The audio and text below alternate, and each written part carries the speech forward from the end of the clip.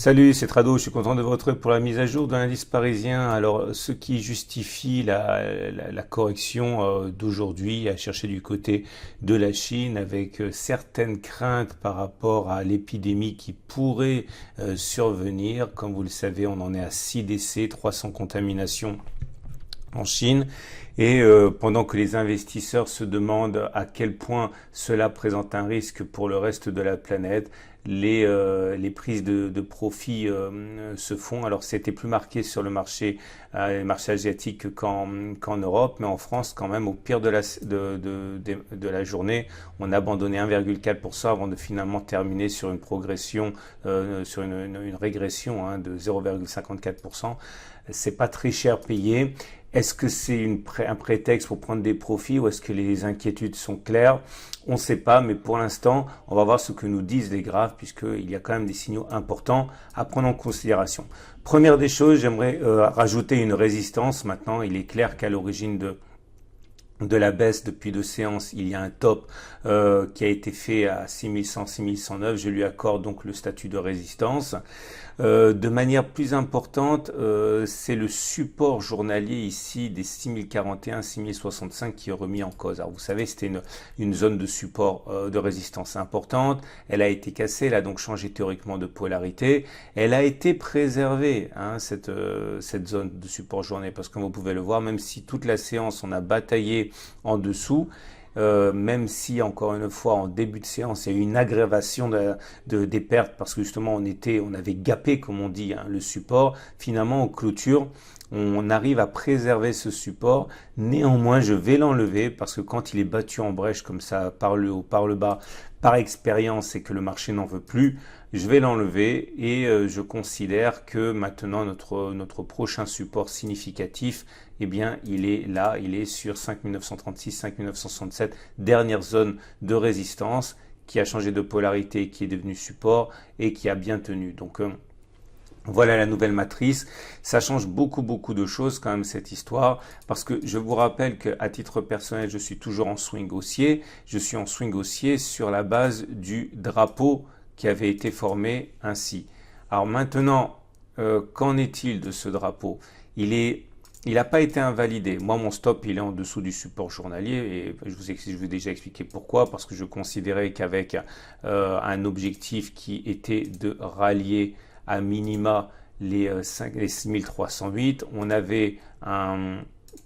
j'avais un objectif de gain à 5%, j'avais un potentiel de perte à 1,52%, c'était un bon ratio gain-risque, donc ça valait la peine. Mais maintenant, il est vrai que ce scénario prend du plomb dans l'aile. Alors attention, il n'y a rien d'exceptionnel à avoir une sortie, une réintégration dans une forme de throwback, comme on dit, avant de repartir vers la hausse. Mais pour l'instant, encore une fois, ça commence à être un petit peu dangereux comme situation. Mais tant qu'on ne casse pas et tant qu'on ne clôture pas en dessous du support journalier, 1, j'abandonne pas le scénario du drapeau. 2, je ne serai pas déclenché parce qu'encore une fois, mon stop, il est en dessous. On verra ce qui va se passer.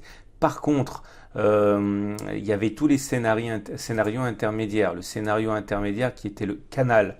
On avait évolué dans un canal pendant plus de 3 semaines. J'avais dit qu'une fois qu'on l'avait cassé par le haut, généralement l'objectif c'est d'aller chercher un report de la hauteur du canal au-dessus du point de cassure. Ça voudrait aller chercher 6189.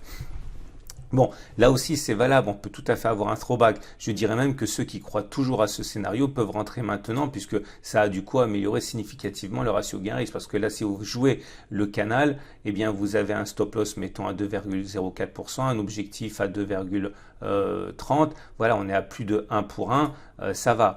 Pareil, j'ai envie de dire pour le scénario du triangle, qui est le dernier scénario que j'avais élaboré au regard des évolutions récentes. L'idée, c'était de dire qu'on avait une évolution comme ça, avec un triangle. L'objectif, une fois qu'on avait cassé le triangle, ici, c'était de prendre la hauteur du triangle, reporter par-delà le triangle. Ça nous donne quelque chose comme ça. Voilà, là on se retrouve dans une situation qui est assez intéressante parce que même si on est à l'extrême limite, hein, on est à l'extrême limite du scénario du triangle avec un throwback, il n'est pas invalidé, hein, et donc on a un ratio gain-risque assez intéressant actuellement en mettant un stop par exemple à moins 1,7%, on vise du 2,2%. Voilà, les bonnes affaires se font lorsque les scénarios sont menacés, hein, pas quand ils sont quasiment accomplis. Donc c'est là qu'il faut savoir ce qu'on veut.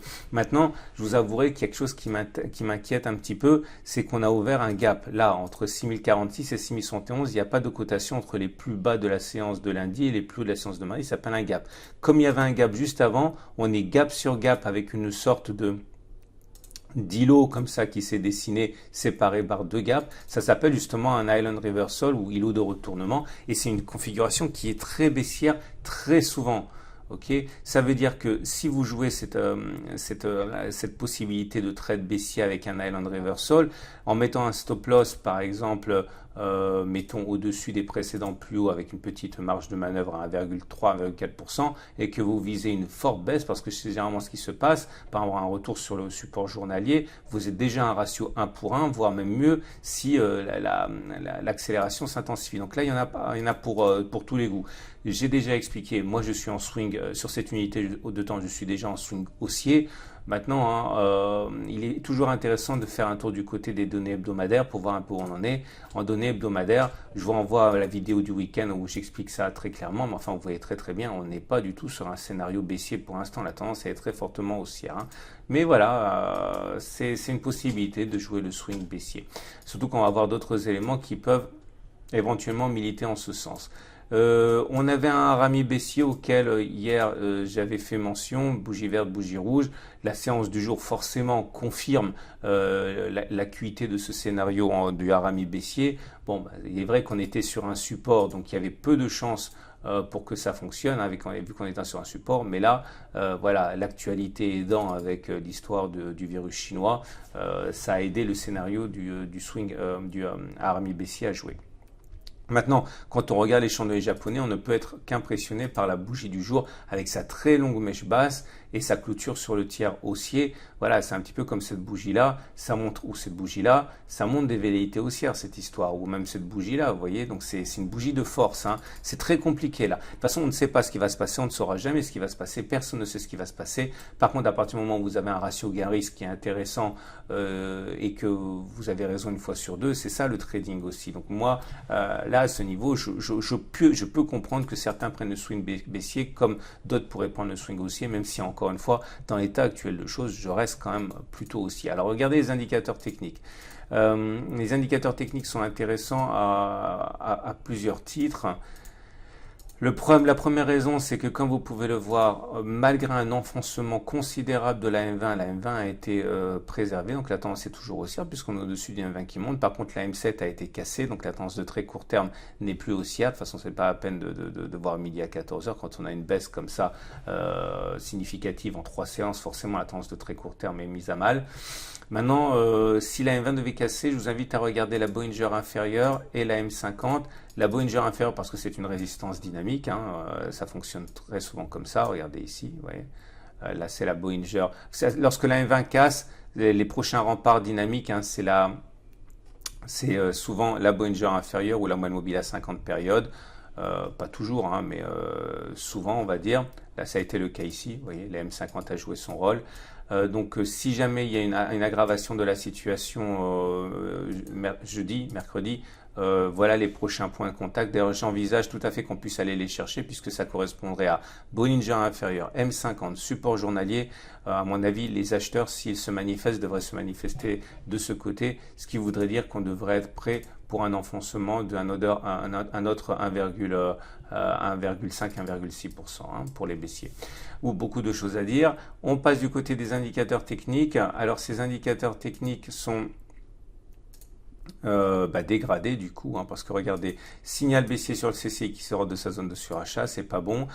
Signal baissier sur les MACD0 qui croît son signal, signal baissier sur le stochastique qui sort de sa zone de surachat, et dans un contexte malheureusement où les indicateurs lents sont mal orientés, à commencer par le MACD qui est en train de nous gratifier d'un magnifique non-croisement baissier, c'est pas bon du tout, un momentum qui est tout juste à l'équilibre et qui est presque négatif, et un RSI qui est quasiment à 50 également. Donc voilà, il n'y a pas énormément de marge de manœuvre et de temps avant que les indicateurs techniques rapides contaminent les indicateurs techniques lents à la baisse, et là par contre ça donnerait un cocktail assez désagréable.